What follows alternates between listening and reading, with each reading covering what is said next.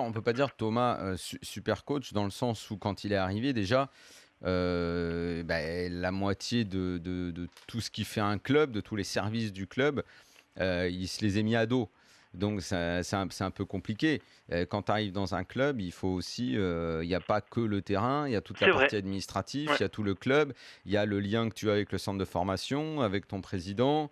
Et de ce côté-là, non, on ne peut pas dire qu'il a fait quelque chose de bien. Il est plus arrivé avec une image de, en gros, moi je viens du Bayern, je sais ce que c'est que la discipline, mais il y en a d'autres qui ont essayé. Hein. C'est pas possible. Mais attends, je veux dire, Thomas, Oui. à un bout d'un moment, il faut se dire les choses en face, quoi.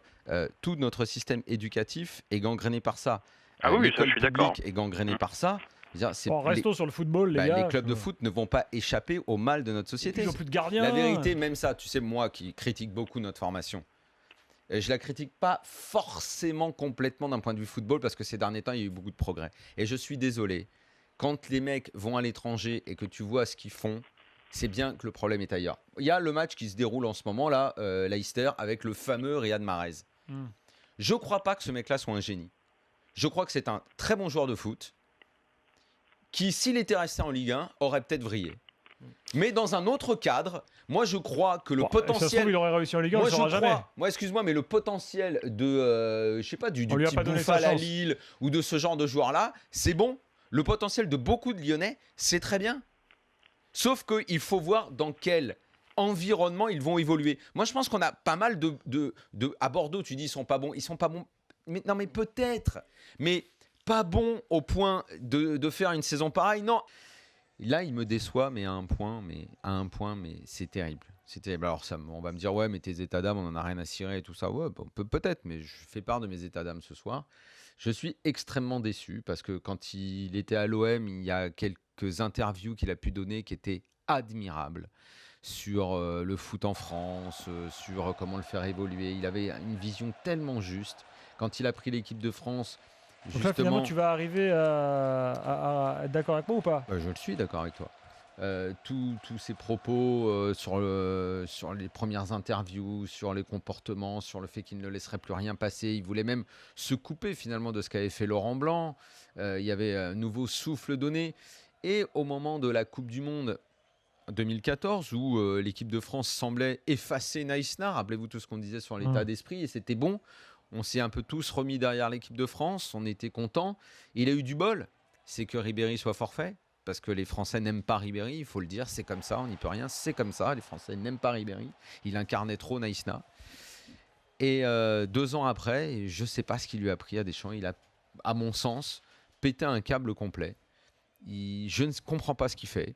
Il avait tout pour lui, pour recoller l'amour. Donc là, tu parles de sa gestion au-delà du cas Benzema ou éventuellement Ribéry. Là, Benzema, Ribéry, j'en sais rien s'il va revenir, mais son obstination par rapport à Benzema, le fait de penser que seul le résultat compte, que l'image finalement ne compte plus, et surtout le mépris à l'égard de l'opinion, le mépris qui consiste à dire les résultats font changer d'avis tout le monde, mépris qui n'est pas le seul à cultiver.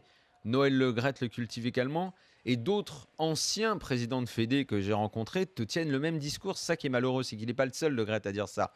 Dans le monde du foot, le côté versatile du public, versatilité. voilà, pardon, le côté versatile du public est de toute façon acté.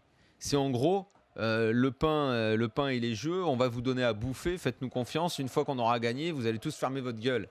Cette mentalité-là, elle est inscrite dans la tête de ces gens-là. Je suis extrêmement déçu par Deschamps, mais vraiment déçu. Et je vais même te faire une confession, il y a des gens dans son entourage très proches qui sont également très déçus par lui. Match, comme tu dis, extraordinaire, où finalement il s'est passé plein de choses, et c'est ça qui rend l'analyse de la rencontre passionnante, c'est que ce que tu penses être acquis au bout d'un quart d'heure ne l'est plus à la demi-heure, ne l'est plus à la 45e, ne l'est plus à la 65e, parce qu'il s'est passé plein de choses. Et c'est finalement presque rare dans une saison, d'abord les matchs de cette qualité, mais les matchs où il se passe autant de choses à l'intérieur. Les changements, le coaching, le scénar, les erreurs défensives du Bayern, parce que si la Juve mène, c'est parce qu'elle fait un très bon début de match, mais aussi parce que le Bayern se met en difficulté dingue en merdant non seulement le premier des erreurs but, hallucinantes, mais le deuxième. Morata est certainement un numéro 9 très sous-estimé en Europe, je le concède. Mais à ce niveau-là, tu traverses pas 50 mètres sur un terrain en monopolisant 4 défenseurs et tu réussis pas un décalage derrière sur un mec qui t'enrhume sur un petit dribble et qui finit par une frappe. Non, il faut défendre autrement et le Bayern n'a pas bien défendu. La Juve en a profité. Allegri a, je pense, fait le match parfait jusqu'à la 75e. Derrière, il n'a pas réussi. Il s'est planté sur Morata, sur Khedira aussi, sur l'équilibre de son équipe. Et il a trop vite considéré qu'en bétonnant, en mettant la tactique de l'autobus trop tôt dans le match, il tiendrait le coup. Et un truc qu'on n'a pas dit ce soir, il y avait une vraie curiosité quand même. C'est la première fois que Di Maria jouait réellement dans la ligne de 3. Parce que justement, je pense que Laurent Blanc, il testait un petit peu le truc pour Manchester. Et je pense qu'il a été, dans la première période, parce qu'après il a disparu, comme beaucoup, il a été très bon, mais on n'en doutait pas. Je pense que comme tout quand le monde... il s'est mis là en Ligue des Champions. Mais là c'est pas pareil parce que là, dans la ligne de 3, là, ils étaient déjà 3 et lui, il est venu au milieu contre Chelsea. Les 3 de devant étaient identifiés et lui, il était vraiment dans les 3 du milieu. Et ça, c'était nouveau. Donc, j'ai été très curieux de le voir évoluer là. Ça ne m'étonne absolument pas qu'il réussisse là. Non seulement il est capable de beaucoup courir, il a une justesse technique que tout le monde connaît, il peut faire des passes. Et d'ailleurs, il était au départ de la plupart des belles actions parisiennes. Mais lui, comme les autres, voilà, le courant a sauté sur la seconde période. Mota n'a pas été bon, mais Di Maria a également un peu disparu. Rabiot n'a pas fait grand-chose. David Luiz, on a l'impression qu'il était en tongue. Mais alors, il était complètement à côté. Ibra a raté à peu près tout ce qu'il a voulu. Et Cavani n'a pas fait un mauvais match. Il a fait plein de centres. Ouais, Marquinhos. Mais en première période. Hein. Après, David Luiz, dans ces cas-là, il oublie...